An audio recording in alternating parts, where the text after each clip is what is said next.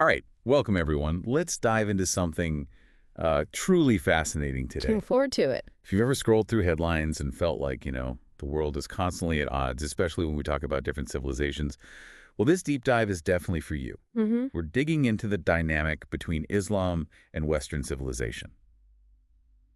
It's a subject often framed by, let's say, pretty strong opinions. Definitely. And often simplified. Exactly.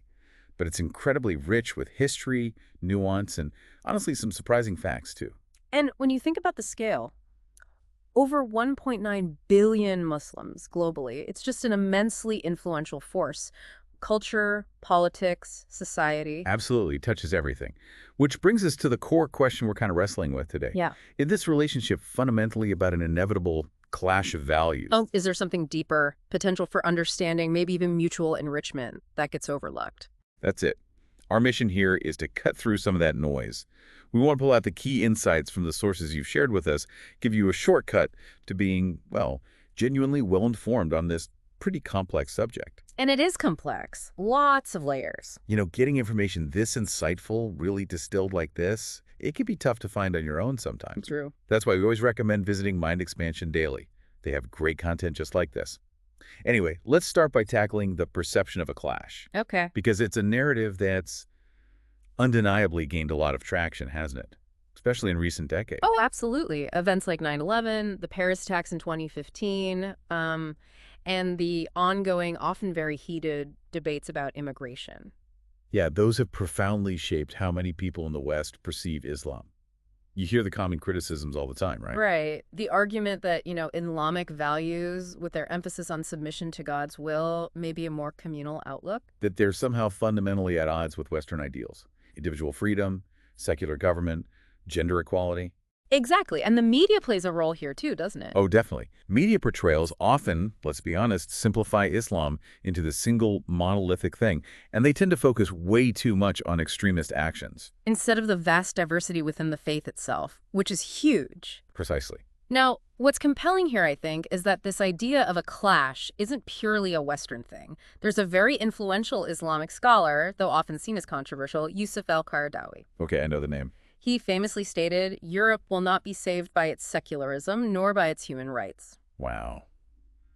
That sounds pretty confrontational. Well, it can sound that way, but to understand his perspective, he wasn't necessarily framing Islam as an aggressive threat. It was more like a corrective force. The corrective force. How so? He believed that the West's strong emphasis on individualism and what he saw as a rejection of spiritual values had led to problems, things like family breakdown or what he termed ethical relativism. Meaning like morals aren't fixed? Exactly, where moral principles are seen as subjective, changeable, not universal. So from his viewpoint, Islam offered a different, maybe more stable path. Okay, so that's a crucial distinction. He wasn't calling for conflict necessarily, but more like urging a reevaluation within Western society itself. Precisely. It's a call to reconsider the West's direction, just viewed through a different cultural and spiritual lens. But, and this is probably the single most critical thing to grasp, Yeah. Islam is absolutely not a monolith. It's just not. It covers this enormous spectrum of beliefs, Yeah. deeply conservative to profoundly progressive. Right. So while al-Qaradawi's statement reflects one significant viewpoint, many, many Muslims completely reject that idea of an inherent clash. They strongly advocate for integration, for mutual respect. Like Tariq Ramadan, you mentioned him. Exactly. Scholars like Ramadan really emphasize the compatibility. They point to shared principles, justice, compassion, human dignity, things you find in Islamic teachings and in Western values like democracy and the rule of law. So even within Islamic thought itself, there are strong counter-arguments to the clash idea. Powerful counter-arguments that internal diversity is just vital. It directly pushes back against that simplistic, monolithic perception we talked about. Yeah, it really does. And, that point gets even stronger when we look back, when we look at history, because this relationship isn't just about recent conflicts, is it? Not at all. It's also a story of profound historical exchange. Thinking about the Islamic Golden Age, roughly, 8th to 13th centuries? Exactly. While much of Europe was in, well, what's often called the Dark Ages, Muslim scholars were doing incredible work.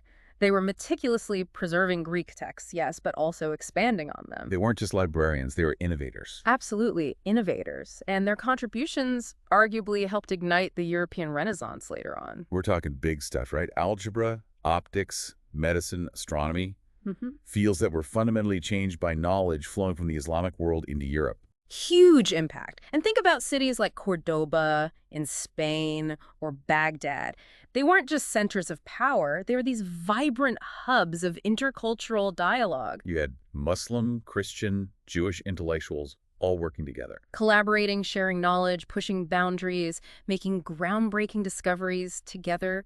It was a genuine intellectual symbiosis. That historical legacy, then, it directly challenges this whole notion of irreconcilable differences, doesn't it? It really does. It shows a long, deep history of, frankly, mutual enrichment. And this isn't just ancient history, a footnote. Right, it connects to today. It absolutely does. Muslim communities in the West today continue to enrich cultural life, intellectual life, across so many fields. You see Muslim scientists, entrepreneurs driving innovation. Exactly. Or think about cultural festivals like Eid celebrations. They're now part of the fabric of multicultural societies, adding vibrancy, adding diversity. So these contemporary contributions, they really push back against those narratives of inevitable conflict. They show a real active potential for coexistence. Mhm. It's happening, It is happening. It's not just a historical blueprint, it's a living reality. which makes it such a mistake, as you said, to think all Muslims share someone like al-Qaradawi's critique of the West. Many, many Muslims see a strong alignment between core Islamic values, justice, charity, community, Things we can all relate to. exactly, and Western ideals like human rights, social welfare. For many, it's not an either-or. They see their faith as perfectly compatible with, even supportive of, these kinds of universal principles. You see leaders advocating for dialogue, too. Like Malaysia's Anwar Ibrahim, right? He talks about civilizational dialogue, arguing that global challenges, poverty, climate change, inequality, they absolutely require collaboration across cultures, not division. And you see it on the ground, too, with organizations like the Islamic Society of North America, for example, actively working on interfaith initiatives, building those vital bridges right in our communities. Building bridges. But it's also important to acknowledge the other side of that internal diversity. There are more conservative voices within Islam who do view Western secularism as, well, a potential threat to spiritual values. Okay. And what's their concern, specifically? Often they point to social issues, things like rising divorce rates, maybe mental health crises, as potential evidence of secularism's shortcomings. The argument is sometimes that the West's intense focus on individualism can perhaps erode communal bonds or moral accountability. So even when they're critiquing, it sounds like they're still aiming for a better society, not necessarily just rejecting the West outright. Exactly. And here's the key distinction, I think. Even within that more conservative perspective, many still advocate for dialogue and peaceful coexistence, not confrontation. Interesting. So what's fascinating is whether a Muslim leader or scholar emphasizes the compatibility or expresses these kinds of concerns, a common thread often still emerges, the fundamental need for communication, for engagement. Both sides, if you want to call them that, often land on the necessity for open dialogue. That's a really powerful insight. But of course, despite this history, despite the internal diversity, these concerns, these anxieties, they definitely persist in the West. They do. Where do they really come from? Because frankly, a lot of it seems to stem from misconceptions, doesn't it? Or a really selective focus, maybe on extremist actions. I think that's fair to say. Media coverage, for instance, it frequently highlights terrorism or focuses heavily on certain cultural practices like veiling. And that can lead to a really skewed perception, right? That Islam is somehow inherently violent or oppressive. Yeah, a distorted picture. And you see this reflected so starkly online, on social media platforms, for example. Oh, yeah. You'll have some users claiming Islam threatens Western freedom, and then right alongside them, others highlighting the millions of Muslims living peacefully, contributing harmoniously in Western societies. It's like a microcosm of the larger debate, Yeah. often very polarized. And these concerns get tangled up with political debates too, don't they? Immigration, integration, especially in Europe. Absolutely. The influx of Muslim refugees, for instance, sparked huge discussions. Assimilation versus multiculturalism.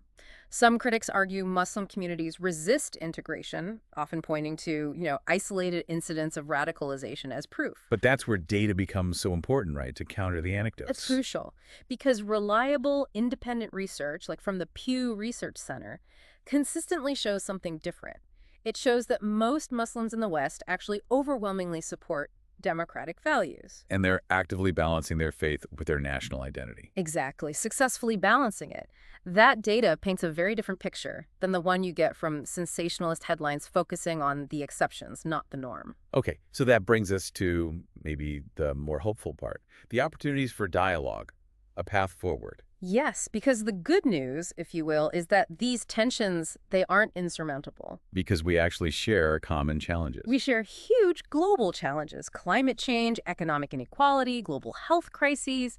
These things demand collaboration, not division. Makes sense.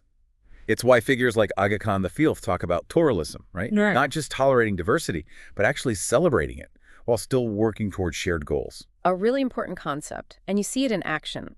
Interfaith initiatives, like organizations such as Religions for Peace, they bring Muslims, Christians, Jews, others together to work on pressing social issues. That's tangible bridge building right there. It is, and education is another massive piece of this puzzle. How so? Well, by teaching about Islam's incredible diversity, its historical contributions, not just conflict, but science, philosophy, art, Western societies can really start to counter stereotypes, build empathy. And on the flip side, Well, Muslim communities can, and many do, engage with Western values like free speech, gender equality, fostering that mutual understanding from within their communities, showing how their faith can actually enrich these principles. and what about grassroots efforts? Hugely important. Community dialogues, cultural exchange programs, they play such a vital role in bridging divides at a local level, which brings us back maybe to the media's responsibility. Yeah, because sensationalist coverage, it really fans the flames, doesn't it? It absolutely can.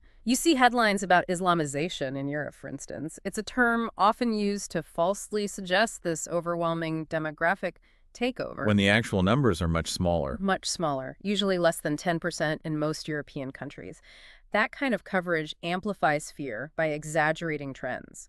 We really need more balanced narratives, stories of collaboration, shared humanity, moving beyond these binary us versus them frames. So if we try to sort of synthesize all this, al-Qaradawi's warning, maybe it's less about an impending clash and more like a call for reflection. I think that's a good way to put it. An invitation, perhaps, for Western societies to reconsider that balance between secularism and spirituality, individualism and community. And at the very same time, you have Muslims living in the West who are powerfully demonstrating every single day that integration isn't just possible. It's happening. They're successfully blending their faith with democratic values. So the key takeaway really seems to be open, honest dialogue.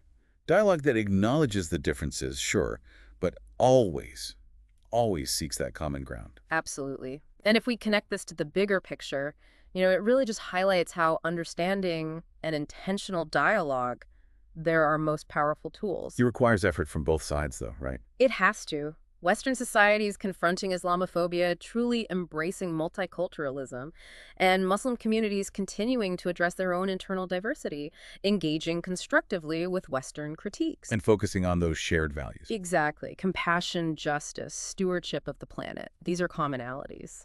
They form the basis for a much more harmonious future, where cultural differences become a source of strength, not division. That's a powerful and I think a hopeful note to end on. So after diving into all these sources with us today, we want to turn it over to you, our listeners. What are your thoughts on this relationship between Islam and the West? Yeah, how do you see it? Do you see it primarily as a clash? Or maybe more as an opportunity for growth, for mutual understanding? We genuinely want to hear from you. We really do. Please leave a comment below. Tell us if you agree or disagree with our summary of this incredibly important topic. Your perspective adds so much richness to this conversation. Definitely. And hey, if you enjoyed this deep dive, please take just a moment to like and subscribe to Mind Expansion Daily, wherever you get your deep dives. It really helps us keep bringing you these kinds of discussions. It does. Thanks so much for joining us.